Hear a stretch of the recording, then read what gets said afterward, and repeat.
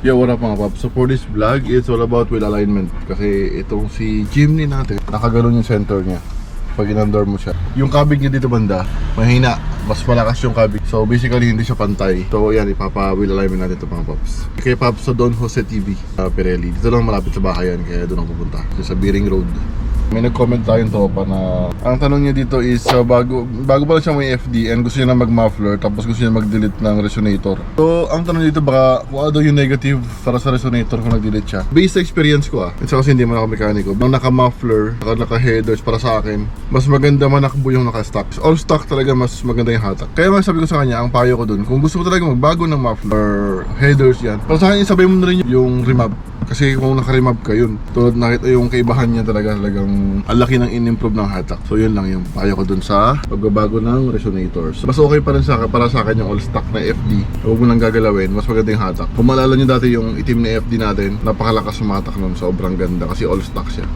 Lahat, muffler, everything, all stock as in. Then kay Pops Juicy, shout out kay Pop Dominatus, yung fuel consumption ng Kia Picanto. Nasa 16 yun kung di ko nagkakamali, 16 km per liter. And kay Pops Joey T of Heaven, shout out Pops. Good 047, shout out. And then kay Boss Jerwin, ask ko lang kung magkano ang presyo ng Civic FD1 and FD2 dito sa Doha. Maganda yung condition siguro, nasa 12 to 14. Good condition. Pero kung gusto mo ng last pag, makakuha ka ng 6,000, 5,000, 7,000. Last pag yun. Pero kung papipiliin mo ko, kasi tulad daw sa akin dati, ang una kong kotse dito, kasi nagmadali ako nun, bumili ako ng, magkano lang bili ko nun? 7,000 or 6,000 lang bili ko nun dati. Kaya lang Paps, ang daming sira. So, yun, stress, gastos. Kaya nabinenta ko na yun. Binenta ko dati, halos lupa-lugi na yung benta ko dun dati kasi ang daming sira. Tapos yun, nahanap namin ni Master De yan. Si Butchokoy. Yan, sobrang alaga. Parang hanggang ngayon, ba?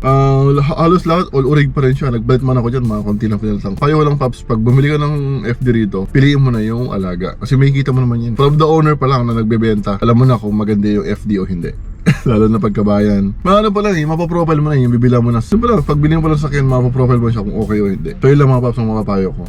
So yun lang mga Paps. This is all about wheel alignment, ang vlog natin. So balik tayo sa ating Project Jimny. And shout out sa Modifob. Mayroon na tayo naging update. Napalitan na natin yung kanyang yung mga host ng pakita ko sa inyo. Yung mga host ng AC napalitan na natin. Nakahanap tayo ng original from industrial sa Street 21 mga Paps. Yung mga gusto magbuo ng gym. Pagbilhin natin to. So buti kami nakuha ko ito, yung orig na to. So meron ng pito dito, wala pang takip, hanap akong takip yan. Meron na ring pito doon. So dati to as in, pinalitan to ng buo. Accelerator cable na ayos na natin. And then bago na yung ating spark plug mga Paps. So yan yung update. So ngayon dito tayo sa wheel alignment. Chung! So yan mga Paps, dito na tayo sa Pirelli. And then dito siya sabi kong problema natin, tabingi. Sana maayos natin to. Saka yung kabig niya, tabingi. Ay, ganyan naman yung gamit. Kasi Pirelli yan, Paps. Doon kasi. Yan. Ah? Nakakakalib na. Nanonood kayo ng page ni Ali. 90% kayo sa Pirelli. Anong sila ito ba? Si Lali? Meron pa ba? Gagawin? Dito mga to, okay pa? So ito yung mga Paps. Meron na siyang lifter. Halos 2 inches pala ito nakalagay dito. Yung sa harap ang wala. Ah, Yung sa harap ang wala siya sa harap. meron pa rin. Meron din? Kasi yung spring yung material. Meron din. Harapan. Grabe na yung leak ng steering. Kung tangin, sisiraan niya lahat to. So yan, ina-align yung tabingin naman ng bela natin. Ganyan. So pwede na pala itong undercoat. Tingnan mo naman yung mga kalabang, oh. Diba? Babad na babad to. So doon ina-align sa tire-redan. Maganda kasi pag lagi naka-align yan. Kasi pag hindi naka-align yan, pwede mas malakas sa gas. No, Paps? Oo. Nakakasira din naman. Nakakasira ng gulong. Gulong bushing.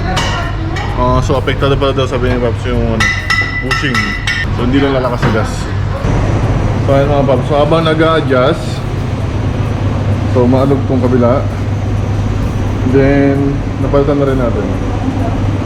Ayan. Di ba kumakalas yan minsan, di ba? Yung mga cause ng aksidente, di ba? Yung kumakalas yung... Yung kumakalas yung ganito. So mabuti na lang, dito na nakita mga Paps. Kasi ito, yung kumakalas to. Ano yung sample? Ito. Yan.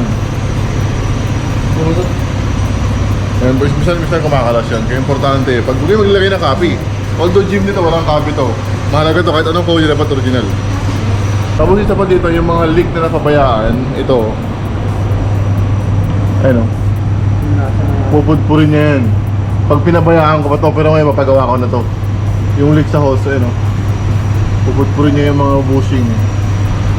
So yun mga paps, ang mga disadvantages pag may leak. So dapat pag may leak, ayusin nyo kaagad. So sinama ko pala tong si Butchoy kanina. Bumili para ma-exercise ng konti. So yun mga paps, ang gawin yung alignment natin. Ito yung tinitira nila. Oh. Tingnan mo yun yung diretso. One eternity later. Good morning mga Paps, morning. So naayos natin yung ating wheel alignment. Tapos na. Shoutout sa Pirelli. Pirelli na yun, katabi ng Lomba Restaurant sa Biring Road. And so nakagitna na to. Ayos na yung kabig. Nagpwede tayo ng tie-rod. Nakita nyo mga kahapon. Tapos dito tayo sa Ali International. Katapat to ng SWAT at sa Imalco. Yan. Kasi yung leak ng steering natin ay malala na siya. Oh. So ayusin natin yung leak. Papakita sa inyo yung papagawa natin sa kanyang hydraulic, kasi hindi talaga basta-basta, kasi may pressure ang hydraulic eh. Ang steering, may pressure siya. Ayan o. Yung dito siya pupuslit. So papagawa natin to. So kung meron din, check din natin kung may leak din yan. Check din natin siya. Nagtingin ako sa Suzuki kahapon ng ganito. Ang problema, walang available. Ang problema kasi August para darating. So yan. So matagal matating kasi Genie, ang ating project Jimny, pag inabot tayo ng ganon, di ba?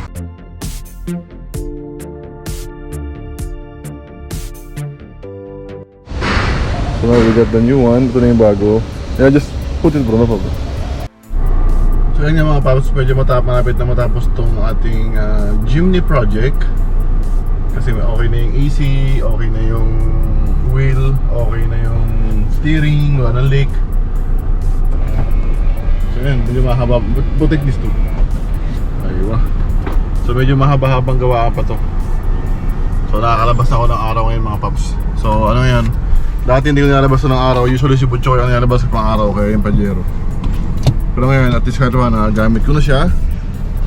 So, konting-konti na lang, tapos na ito mga paps. Thank you for watching, like and subscribe mga paps. So yan yung ating wheel alignment, AC, tapos yung leak. Leak. Ayan. Thank you for watching.